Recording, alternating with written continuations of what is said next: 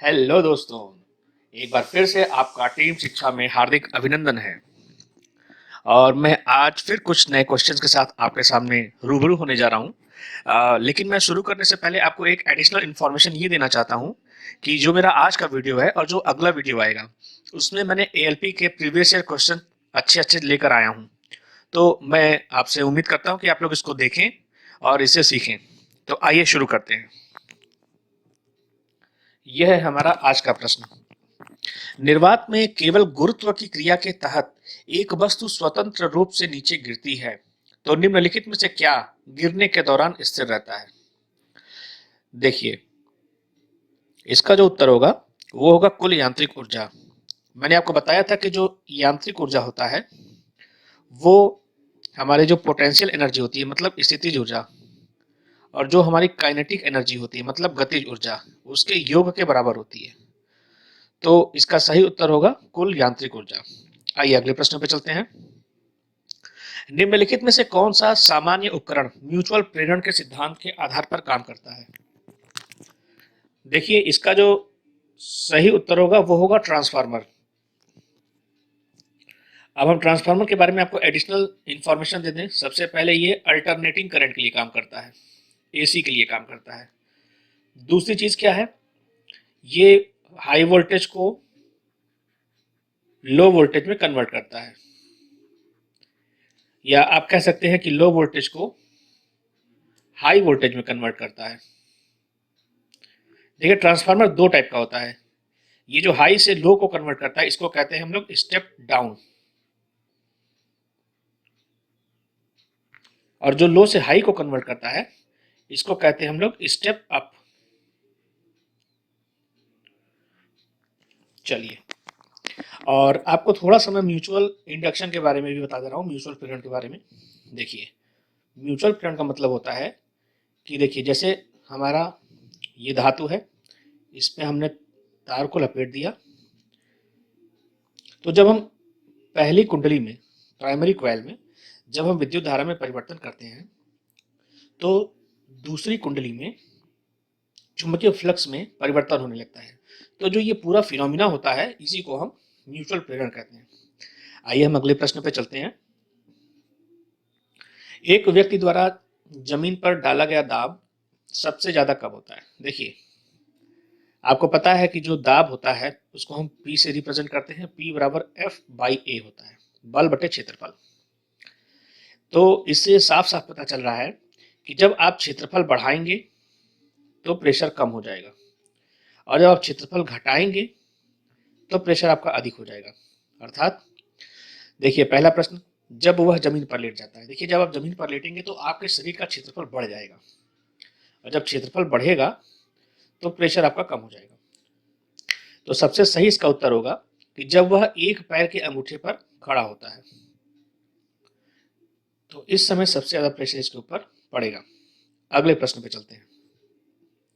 श्रृंखला में संयुक्त होने पर तीन समान प्रतिरोध 90 ओम के बराबर है। समानांतर में संयुक्त होने पर इनका समतुल्य प्रतिरोध कितना होगा? देखिए, सिंपल सा फार्मूला है।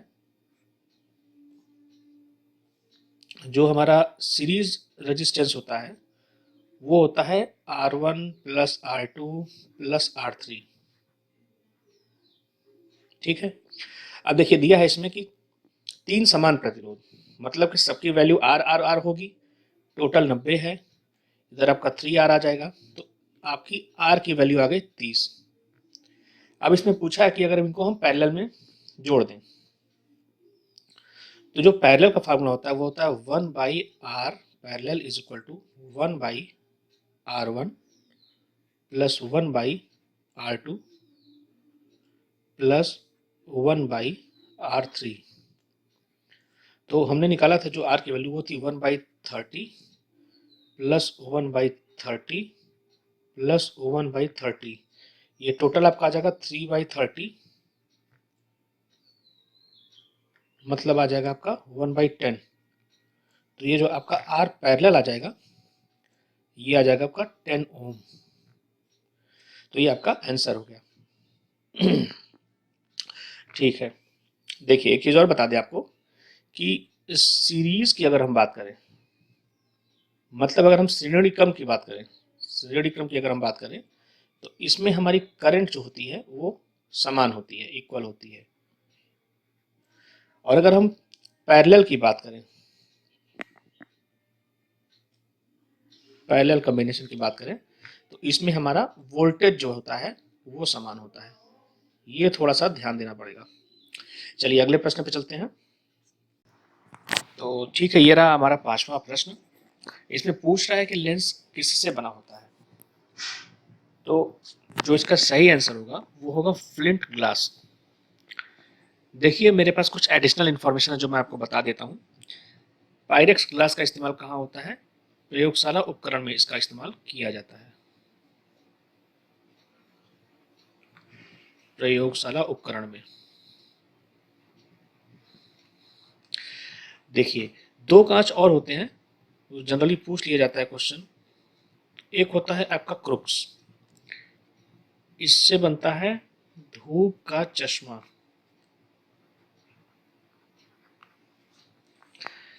एक होता है क्राउन कांच, क्राउन, इससे बनता है अन्य चश्मा। मतलब पावर वगैरह वाला जो चश्मा होता है ना, वो क्राउन कांच से बनता है। तो ये हमारी एडिशनल इंफॉर्मेशन थी। आइए हम अगले प्रश्न पे चलते हैं। किससे गुजरते समय प्रकाश की गति न्यूनतम होती है? देखिए हमने आपको बताया था रिफ्रैक्टिव इंडेक्स, अपवर्तनांक के बारे में। तो जो हमारा अपवर्तनांक होता है, जिसका अपवर्तनांक जितना ज्यादा होगा उस माध्यम में प्रकाश की चाल उतनी कम होगी। तो जो कांच का अपवर्तनांक होता है वो लगभग 1.5 के करीब होता है। ये शून्यक मतलब होता है आपका वैक्यूम, निर्वात, इसका होता है 1, पानी का होता है 1.3 और हवा का 1.006 के समथिंग होता है। तो देखिए सबसे ज्यादा अपवर्तनांक किसका है, तो इसमें प्रकाश की चाल सबसे कम होगी। आइए हम अगले प्रश्न पे चलते हैं। दूर संचार के लिए किस तरंग का प्रयोग किया जाता है? देखिए इसके लिए हम लोग माइक्रोवेव्स का प्रयोग करते हैं। अगर हम टीवी रिमोट की बात करें,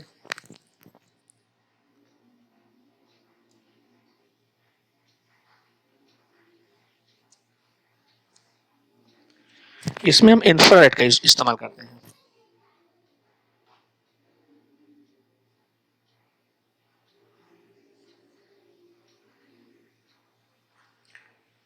ठीक है, अगले प्रश्न पे चलते हैं।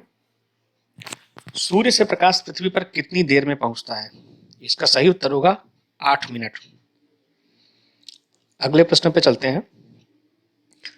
जब प्रकाश तरंगों को हवा से कांच तक पहुंचाया जाता है तो क्या प्रभावित होते हैं? देखिए मैंने अभी आपको बताया था अपवर्तनांक के बारे में, ठीक है। तो अपवर्तनांक क्या करता है? ये वेग को तो प्रभावित करता ही है, ठीक है, और तरंग दैर्घ्य भी प्रभावित होती है। लेकिन एक चीज है जो प्रभावित नहीं होती है, और वो होती है आवृत्ति। तो इस क्वेश्चन को करने का सबसे अच्छा तरीका है कि आप देख लीजिए कि किस ऑप्शन में आवृत्ति नहीं है। देखिए पहले में आवृत्ति है, ये आंसर नहीं होगा। दूसरे में भी आवृत्ति है, ये भी आंसर नहीं होगा। तीसरे में भी आवृत्ति है, ये भी आंसर नहीं होगा। चौथा कौन सा बचता है? तरंग दैर्घ्य और वेग, ठीक। तो आपका सही उत्तर हो जाएगा तरंग दैर्घ्य और वेग। तो तरंग दैर्घ्य और वेग ये दोनों प्रभावित हो जाएंगे, यही मैंने आपको बताया भी है। और जहां जहां आवृत्ति है वो आंसर गलत है, क्योंकि प्रकाश की आवृत्ति हमेशा समान रहती है, उसको बदला नहीं जा सकता है। आइए अगले प्रश्न पे चलते हैं। प्रकाश संश्लेषण की प्रक्रिया को पूरा करने में निम्नलिखित में से कौन सा ऊर्जा रूपांतरण होता है? देखिए जो प्रकाश संश्लेषण की प्रक्रिया होती है उसमें पौधे सूर्य के प्रकाश की उपस्थिति में कार्बन डाइऑक्साइड की सहायता से भोजन बनाते हैं।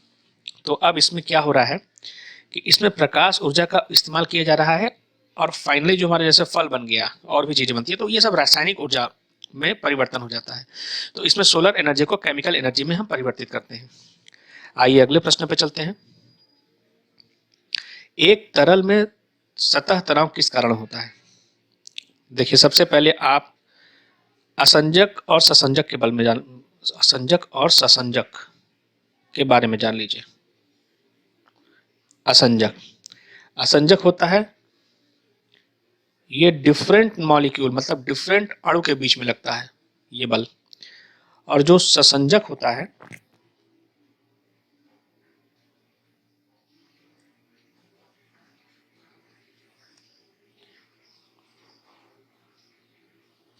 ये सेम अणु के बीच में लगता है। तो जो बल जो मतलब कि अगर हम पानी की बात करें, अगर हम किसी द्रव की बात करें, तो जैसे मान लीजिए ये पानी के अणु हैं, ये पानी के अणु हैं, ठीक है।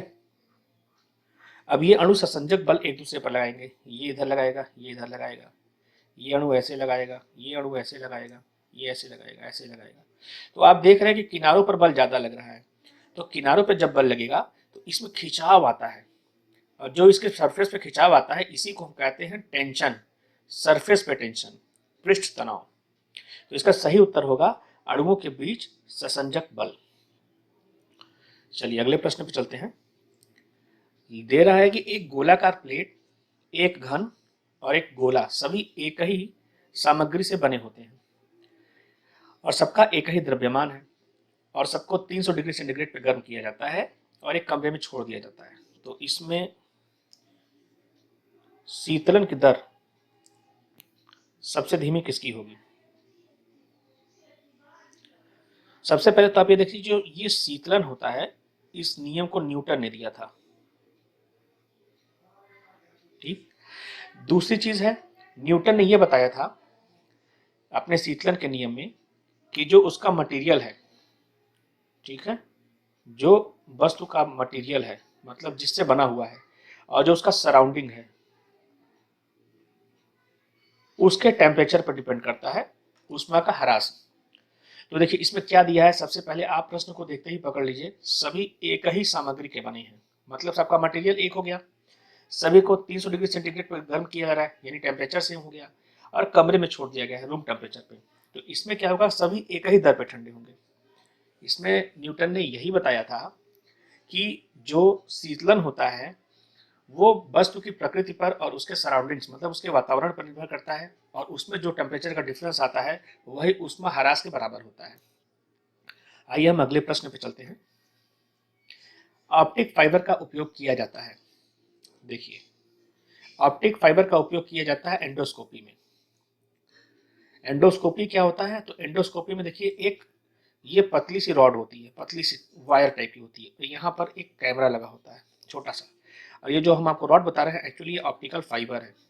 और ऑप्टिकल फाइबर क्या होता है, ये आपका पूर्ण आंतरिक परावर्तन पे कार्य करता है, पूर्ण आंतरिक परावर्तन, पूर्ण आंतरिक परावर्तन पे कार्य करता है। तो इससे हम अपने पेट के अंदर समस्त रोगों का पता लगाने के लिए इस्तेमाल करते हैं, और इसमें क्या होता है कि जो लाइट रेज होती हैं वो टकरा के इस कैमरे तक आती हैं और किसी प्रकार का कोई लॉस नहीं होता है। तो इसलिए ऑप्टिकल फाइबर का प्रयोग एंडोस्कोपी में किया जाता है। ये जो अल्ट्रासाउंड होता है उसमें हम यूवी रेज का इस्तेमाल करते हैं, जो एक्सरे फोटो होता है उसमें हम एक्स रेज का इस्तेमाल करते हैं, और जो सिटी स्कैन होता है, सिटी स्कैन का मतलब होता है कि वो हमारे शरीर में जब एक्सरे से या अल्ट्रासाउंड से जब हमें बीमारी का पता नहीं चल पाता है तब हम सिटी स्कैन कराते हैं। और सिटी स्कैन जो होता है ये हमारे मस्तिष्क का होता है, ये मस्तिष्क में किसी भी प्रकार की कोई प्रॉब्लम होती है तो तरंगों के माध्यम से बता देता है। चलिए अब हम नेक्स्ट क्वेश्चन पे चलते हैं। तो ये रहा हमारा 14वां प्रश्न। इसमें पूछ रहा है कि पहाड़ों पर बर्फ सूरज द्वारा गर्म किए जाने पर एक साथ नहीं पिघलती है क्योंकि। तो देखिए इसमें विकल्प से ही पता चल जा रहा है। जैसे पहला है यह बहुत कठोर हो जाती है, ये कोई विशेष कारण नहीं है। अब हम देखते हैं तीसरा, इसकी निम्न विशिष्ट ताप क्षमता है, ऐसा कुछ नहीं है। चौथा प्रश्न, चौथा ऑप्शन है इसमें संलयन की एक उच्च अव्यक्त ऊष्मा होती है, ऐसा कुछ नहीं है। इसका सही आंसर होगा यह सूर्य की अधिकांश ऊष्मा को प्रतिबिंबित करता है।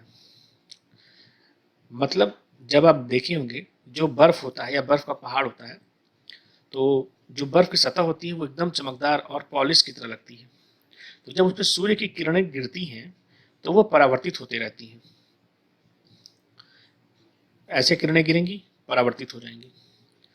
तो देखिए इसलिए एक साथ सारी बर्फ नहीं पिघलती है, जहाँ पे परावर्तन ज़्यादा होगा वहाँ पे कम पिघलेगी, और जहाँ पे परावर्तन कम होगा वहाँ पर बर्फ ज़्यादा पिघलेगी। रेलवे प्लेटफॉर्म पर खड़ा व्यक्ति आने जाने वाली ट्रेनों की सीटी सुनता है तो सुनाई देने वाली सीटी है। देखिए दोनों मामलों में समान, ऐसा कुछ नहीं। उच्च पिच और निम्न पिच, देखिए पिच का मतलब होता है, पिच का मतलब होता है आवाज की मोटाई, आवाज मोटी है या पतली है। ठीक, तो अब जैसे कि हम ट्रेन की सीटी सुनते हैं तो ऐसा तो है नहीं कि उसकी जो पिच है वो चेंज हो जाएगी, ऐसा तो नहीं कि दूर पतली थी और पास में तो आवाज मोटी होगी, आवाज तो सेम रहेगी। इट मीन्स कि उसकी तीव्रता पे प्रभाव पड़ता है, ट्रेन आने पर तीव्रता अधिक हो जाती है। आप देखे होंगे जब ट्रेन दूर रहती है तो हमको पहले ध्वनि थोड़ी कम सुनाई देती है, और जब नजदीक आती है तो ध्वनि हमें तेज सुनाई देने लगती है, उसकी इंटेंसिटी बढ़ जाती है, तीव्रता बढ़ जाती है। ठीक है, तो जब ट्रेन नजदीक आएगी तो उसकी तीव्रता बढ़ जाएगी, तो इसका सही उत्तर है ट्रेन आने पर तीव्रता बढ़ जाती है। क्योंकि देखिए ध्वनि को ट्रेवल करने के लिए माध्यम की आवश्यकता होती है, और जब डिस्टेंस ज्यादा होगी तो थोड़ी देर में पहुंचेगी, जब डिस्टेंस कम होगी तो जल्दी पहुंच जाएगी, तो इंटेंसिटी का फर्क पड़ता है। ठीक है, अगले प्रश्न पे चलते हैं। नम हवा में ध्वनि का वेग शुष्क हवा की तुलना में अधिक होता है, क्योंकि देखिए ये जो नम हवा होती है, जो इसका घनत्व होता है शुष्क हवा की तुलना में कम होता है। तो पहला प्रश्न हो गया। अच्छा, कुछ एडिशनल इंफॉर्मेशन है, जैसे कि हम प्रेशर का अगर प्रभाव देखें तो अगर टेम्परेचर सेम है तो प्रेशर का कोई प्रभाव नहीं पड़ता है। दूसरी चीज ये है, अगर हम टेम्परेचर बढ़ाते हैं तो 0.61 मीटर पर सेकेंड 1 डिग्री पे ध्वनि की चाल बढ़ जाती है। ठीक है, तो ये टेम्परेचर का प्रभाव है, ताप बढ़ाएंगे ध्वनि की चाल बढ़ेगी 1 डिग्री सेंटीग्रेड बढ़ने पर 0.61 मीटर पर सेकेंड के हिसाब से। और अगर हमारा टेम्परेचर सेम है तो प्रेशर का कोई प्रभाव नहीं पड़ता है ध्वनि पर। चलिए अगले प्रश्न पे चलते हैं। शून्यक में ऊष्मा विकिरण का वेग होता है। देखिए शून्यक से आप कंफ्यूज मत होइएगा, शून्यक मतलब होता है आपका निर्वात। ठीक, और निर्वात का अगर हम अपवर्तनांक बताएं, अपवर्तनांक की बात करें,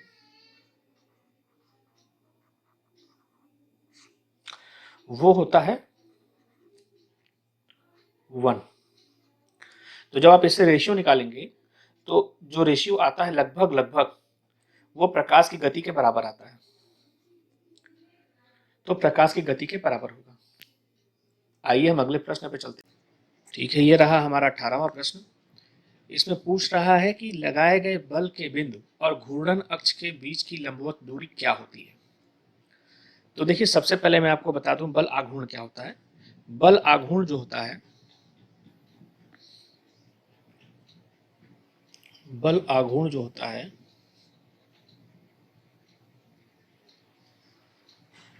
इसको हम टाउ से प्रदर्शित करते हैं, और ये होता है F क्रॉस R। ये होता है बल, और जो R है ये होती है आपकी लंबवत दूरी। R जो होती है वो आपकी लंबवत दूरी होती है। दूसरी चीज ये आपकी सदिश राशि होती है, ये सदिश राशि होती है। अब मैं आपको इस प्रश्न का उत्तर देता हूं। देखिए बल आघूर्ण क्या करता है कि किसी बिंदु के परितः किसी वस्तु को घुमाने का, परितः मतलब उसके चारों तरफ घुमाने का प्रयास करता है। तो ये पूछ रहा है कि देखिए ये हो गया बल का बिंदु और ये हो गया घूर्णन अक्ष, इसके बीच की जो लंबवत दूरी होती है इसको हम आघूर्ण भुजा कहते हैं। अब बल आघूर्ण का प्रयोग कहाँ होता है, जैसे मान लीजिए कि दरवाजा है, दरवाजा एक जगह फिक्स होता है कब्जे में, यहाँ कब्जा लगा दिए और यहाँ पर हैंडल है। तो देखिए अब हम देख रहे हैं कि अगर हमने बताया था जो बल आघूर्ण का फार्मूला होता है वो होता है F क्रॉस R, मतलब अगर दूरी ज्यादा रहेगी तो बल ज्यादा लग जाएगा, मतलब दोनों के प्रोपोर्शनल होता है। ठीक है, F क्रॉस R मतलब है कि जब दूरी बढ़ाएंगे तो हम कम बल भी लगाएंगे तो हमारा दरवाजा आसानी से खुल जाएगा, लेकिन जैसे जैसे हम दूरी कम करते जाएंगे, देखिए दूरी यहाँ पे लंबवत दूरी की बात हो रही है, आप कंफ्यूज मत होइएगा। तो जब हम दूरी घटाएंगे, अगर मान लीजिए हम दरवाजे को यहाँ से पुश करते हैं तो दरवाजा को पुश करने में कठिनाई होती है। और ये प्रश्न पूछा जाता है कि हम दरवाजे को अगर दूर से खोलते हैं तो आसानी से खुल जाता है, इसका क्या कारण है? तो इसका उत्तर होता है बलाघूर्ण। अगले प्रश्न पे चलते हैं। निम्नलिखित में से दूरी की एक इकाई नहीं है। देखिए, प्रकाश वर्ष मैंने पिछले वीडियो में पढ़ाया था, आप लोग जाके देख लीजिएगा। प्रकाश वर्ष दूरी की इकाई होती है, खगोलीय इकाई यह भी दूरी की होती है, और पार्सेक ये भी दूरी की होती है। तो इसका सही आंसर हो जाएगा लॉन्ग सेक। ये दूरी की इकाई नहीं है, ये आपका है राइट आंसर।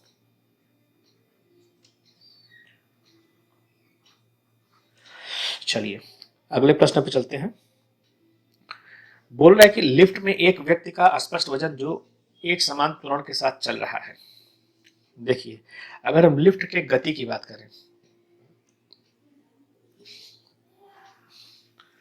तो ये मान लीजिए हमारी लिफ्ट है, इसमें एक व्यक्ति बैठा है। अब इसमें दो कंडीशन होगी, या तो वो ऊपर जाएगा या तो वो नीचे आएगा। तो हम पहली कंडीशन लेकर चलते हैं कि जब ऊपर जा रहा है, जब ऊपर जाएगा तो देखिए इसके ऊपर दो फोर्स लगता है। इसका भार जो होगा W मतलब mg, वो नीचे की तरफ कार्य करेगा, और एक नॉर्मल फोर्स लगता है जो ऊपर की तरफ कार्य करता है। तो जो हम इसका इक्वेशन बनाते हैं, और देखिए त्वरण a से ऊपर की तरफ जा रहा है, तो ये हो जाएगा n minus m g is equal to m into a. तो अगर हम n की वैल्यू निकालें, n हमारा फोर्स है, नॉर्मल फोर्स, तो ये हो जाएगा m और g प्लस a। मतलब कि अगर हम ऊपर जाएंगे तो भार बढ़ जाएगा। इसी प्रकार से अगर हम नीचे आएंगे, इसी प्रकार से अगर हम नीचे आएंगे तो देखिए नीचे का हम आपको समझा देते हैं।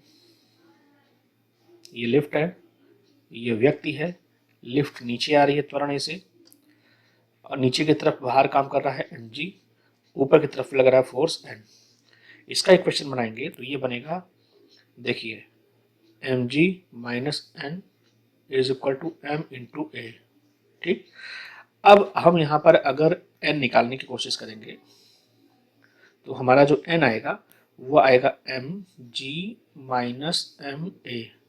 देखिए mg होता है भार, भार में से हम ma घटा रहे हैं तो कुछ कमी आ रही है, तो जब नीचे की तरफ जाएंगे तो हमारा भार कम होता है। अब देखिए इसमें क्या कह रहा है, अस्पष्ट वजन जो एक समान त्वरण के साथ चल रहा है। देखिए, तो अब जैसे इस क्वेश्चन में ये स्पेसिफाई नहीं किया गया है कि एक समान त्वरण के साथ चल रहा है तो किधर चल रहा है। तो देखिए मैंने आपको दोनों केस समझा दिया, अगर ऊपर जाएगा तो वजन बढ़ेगा, नीचे आएगा तो वजन घटेगा। इसमें हम मान लेते हैं कि ऊपर की बात की जा रही है, एक समान त्वरण के साथ ऊपर जा रहा है मान लीजिए, तो उस हिसाब से इसका जो उत्तर होगा, इस जब व्यक्ति स्थिर होता है तो वजन से अधिक होता है। ठीक, तो ये ऐसे हो। तो दोस्तों ये था आज का प्रश्न, और मुझे लगता है कि मैंने आज जो है कल से काफी अच्छे प्रश्न आप लोगों के सामने प्रस्तुत किए हैं। तो इसी उम्मीद के साथ मैं ये आशा करता हूँ कि आपको ये वीडियो पसंद आया होगा। अगर आपको ये वीडियो पसंद आया है तो प्लीज इसको सब्सक्राइब करें, लाइक करें और शेयर करें। Thank you.